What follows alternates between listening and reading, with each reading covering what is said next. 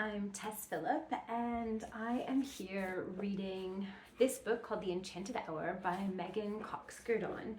And I've just finished reading chapter 3, which is titled Reading Together Strengthens the Bonds of Love. And I'm going to be going through this chapter and highlighting the 3 things that really stood out for me. So this chapter, we're going to talk about techoference. We're going to talk about the brain and like what happens in the brain when we read with our children. And we're going to talk about connection. And I'm going to go through all of these things from the perspective of a seasoned educator. I was in the education system for more than 15 years, and now I'm a homeschooling mama to 3 kiddos. And I'm super passionate about giving my children authentic learning experiences, instilling a love for reading and a thirst for knowledge, all while protecting their childhood as well. Like, I want them to enjoy their childhood. They only get this one chance at it. And so I'm really passionate about those 2 things, about education and learning, but also about play and enjoying our life and finding passion. I'm going to talk about it from those perspectives. Now, if that's something that resonates with you, I also have more content, exclusive content on Patreon. You can go to my site, patreon.com/TessPhillip. There's exclusive content for play and reading. It's a personalized community, a wonderfully growing library, and I'm really excited about everything that's happening over there. It's $3 a month, so less than a trip to Starbucks, and you'll get access to, personalized support, amazing content, and growing library. Super excited. And a brilliant community of moms that have the same passion. All right, so chapter 3. I've got my book, I've got my notes. I'm super excited to share all this with you, and I'm going to try and stay focused, so I'm going to keep looking at my notes. All right, so the first part of this chapter, I felt so seen, and I felt sad, and I felt like I was what the author was talking about. And she was talking about techoference and how we're drawn to our phones, even if we're opening and unlocking them without even having a set intention for it. And how guilty I am even sometimes of doing that, of opening my phone for no reason at all. And how our children must feel when we're spending so many hours where our face is like looking at our phones. And she started doing some equations, and she was like, if we mindlessly do this, and it's this many hours a day times this many weeks in a year, it equals up to too much time where we're looking at our phones and not looking at our little ones. And I felt really convicted in myself. And I was like,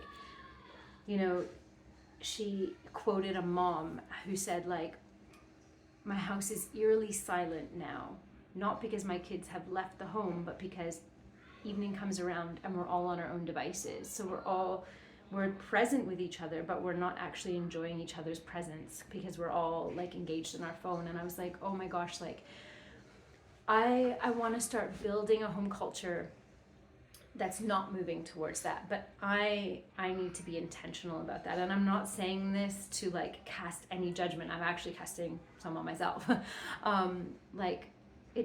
I really needed to reflect and think, what is it that I want to build? What kind of culture, what kind of habits do I want to instill in my children? Because they're watching me. And if they're watching me do this, then as they grow, they're going to want to do the same thing. Whereas if I model other things and I'm engaging with them and in the things that they're interested in and in books and in play, then I'm creating a culture in my home that will not be eerily silent with everybody present. So I just thought like that was the beginning of the chapter was really, really convicting for me, and really challenging in the sense that like I don't want it to be that way for me. Like I want to be intentional. So it had me asking the question, like, what kind of culture do I want to build within my home, and how am I going to get to that? And she talked a lot. She defined techoference, which is like, where we're interrupted by our technology constantly. And what this does for children. And she talked about how like it's correlated with problematic behavior such as whining, hypersensitivity, and flying off the handle. And we definitely see that, and we talk to our kids a lot about this too, about like, how do you feel after you play video games, and are you able to engage in play after watching a lot of TV, or do we need like a book break in between and transitioning? Because sometimes it's really hard, and I know this myself. Like if I'm on Instagram, even if I'm posting content that I think is meaningful and valuable and going to help people, and the kids interrupt me, I'm much more agitated than had I just waited until a better time to do that. So techoference, like, yeah, it leads to problematic behavior. And I think we all know this, but like reading it, I really felt like she was calling me out in a good way, because I don't want to just easily slip down that slope, right? And it just disengages us from opportunities with our children. So today I knew that we had like a 2-hour window between like getting home from our piano lessons, but then we had like an appointment with the car, and so I actually intentionally like put my phone in the kitchen away behind a board. And I was like, I set an alarm to go off, and we went upstairs and we played, and that way I couldn't even be tempted by any techoference, and I could devote my attention to play and engaging with my children. And so she starts the chapter this way, and it was, yeah, kind of heavy, but she segues into what the brain does, right? What does the brain do when we read aloud together? And she talked about the neurochemicals and neurocoupling. Now, I didn't know what neurocoupling was, so I actually had to go and do some research and learn about that. And I'm going to try and simplify this as much as I can. And we don't need to get into all the technicalities. You can read it, you can research it. But basically, it's about unplugging and having authentic connections with each other. And when we do this, it's like a big hug and a kiss, right? So when we hug and kiss our children, hormones are released in their body, and it tells them that they're safe and that they're happy. When we snuggle up and we read a book with our children, it does the exact same thing. So they've done research, and they see that the way that the brain and the body reacts is very, very similar. So hugs and kisses equals snuggles and books. So if you're hugging, kissing, and snuggling and reading, that's like double the amount of happy hormones like flowing through our children's bodies. It creates an authentic and unplugged connection with our children, which goes miles more than any digital content ever can. Now, don't get me wrong, there is a time and a place for all of this. Like, we are not a screen-free family. We have iPads, we watch movies, we watch some TV shows, but there's a time and a place for it. There is a time to unplug and connect. And the reason that we do it is because it creates emotional connections. And I'm going to get into that more, but this neurocoupling. So what happens when we sit down and we read a book with our children? Their body language, their eyes, their head is tracking the book, and so are we. So we're two next to each other, and we're doing the same thing. We're going in the same direction. We're looking at the same thing. We're hearing the same things. And our neurons in our brain are mimicking each other and doing the same thing. And it actually can reduce stress, and it can be calming and reduce anxiety, and it actually syncs us and regulates us. And they've done studies now all the way from like NICU, so like neonatal intensive care units, where these are like preemie babies. They like audio recorded their parents reading to them, or the parents would come in and read, and they would track like what was happening in these babies' brains. And what they realized was all of the babies' functioning systems would be better while they were being read to, and that even once the reading stopped, that positive response in terms of their body functioning would continue on.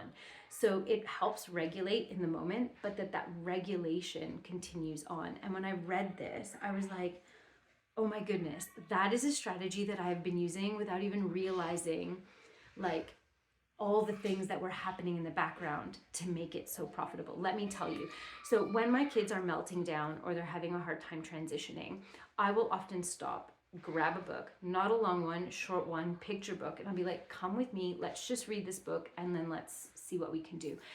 and we'll sit down, we'll read the book, and what I find is they'll either ask for a few more, and so we'll spend a bit more time reading, but whenever that reading session is finished, they're often regulated. They're ready to play, they're ready to move on, they're ready to talk to whomever they were having a conflict with. And it's kind of been my go-to strategy. I'm like, oh, we're all freaking out, let's just stop, let's read a book, and we'll figure this out after.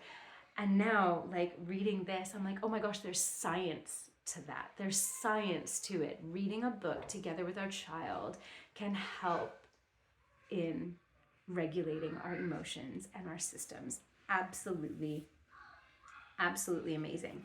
And so what this does is it connects us with our children, right? These connections become actively involved in their development, right? Like, we start to see what they're seeing in the books, and they talk about the pictures and the words and what does this mean and why did this person do that, and look at mommy, did you see this picture? My kids notoriously do this because I'm reading the words. I often don't look at the pictures, but they're so focused on taking in all the pictures. They're like, mommy, look at this, look at that.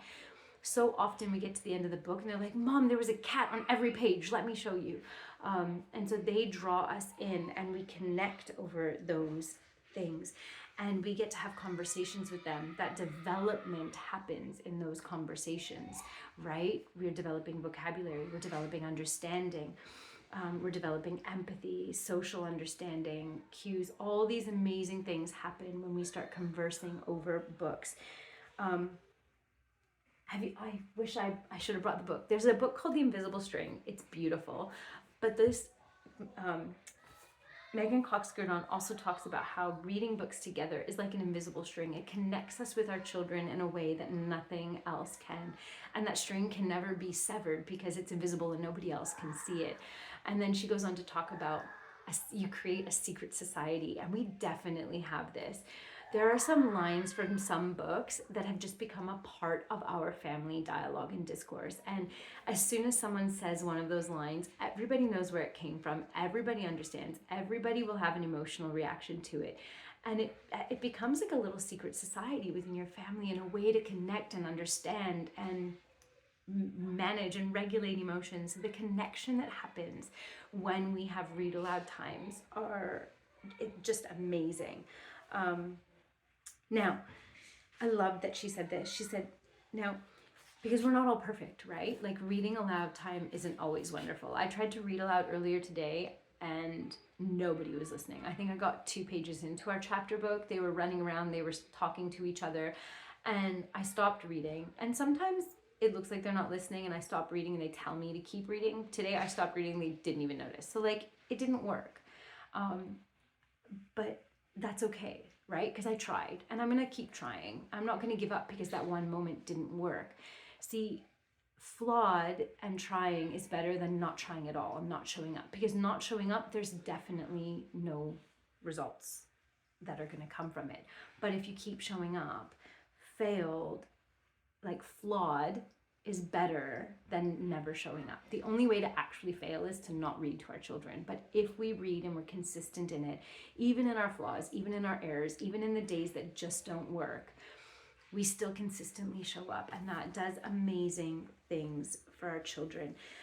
Another thing too, like, just because a book worked for other families doesn't mean it's gonna definitely work for you. Like, I have a book that our family loves, and I was so excited to introduce it to another family, and I read it and it was like staring faces. It just wasn't funny for them, and that's okay, right? And the author too talks about, there was a book that her grandparents loved, and she didn't realize it until later on in life, and her parents never read that book with her, and so she tried to like rekindle it and read it to her children, but like it didn't work, and they just had to close the book and put it away. And it's okay. Like, just because a book works for someone else's family doesn't mean that it has to work for your family. And I think that that's important too, to find the books that engage and excite your family. It's so, so important. All right, there's 2 more things I want to bring up. Let me get to the page. Here we go. Yes. Okay, I'm actually going to read to you because she says it better than I could. Sitting together, reading together, focusing on the same story. These are intimate acts that bind us together to one another. If a relationship is troubled, or if illness or disability or adolescence makes talking awkward, if conversations feel like too much pressure, a shared book could lift everyone up and out of that situation, spanning the difficulty like a bridge. And I read that and I was like, this is it.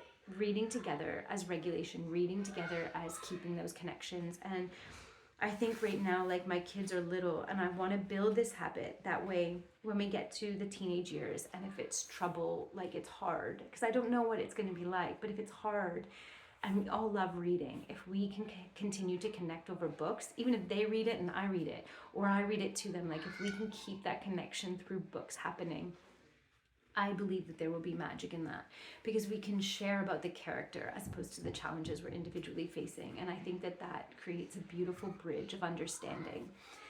She tells a story, she ends this chapter by telling a story about a nonverbal autistic child and the journey. It's a long journey. I'm not going to tell it all, but basically it took a really long time for them to come up with a way for him to really be able to communicate, and it was through technology. He was able to type and then the technology spoke, and they had always tried to read and it always seemed like he wasn't listening because he'd be fidgeting or spinning or walking off, or and when they finally got this technology working, they asked about the reading, and they said, do you have anything that you want to say to parents or families with kids who don't seem to be paying attention? Should they keep reading to them anyway? And this child typed in so that the technology would say 1,000,000 times, yes, we are always listening. And I put a big heart and a big, so I'm going to try not to cry. Even when we think our kids aren't listening, they are. And it's okay. We can just keep reading, because the benefits, the brain neurocoupling that happens and the connection that happens are worth it. So just keep reading to your kids. Totally worth it. Reading together strengthens the bonds of love. This is the book. I love it. See you for chapter 4. Bye.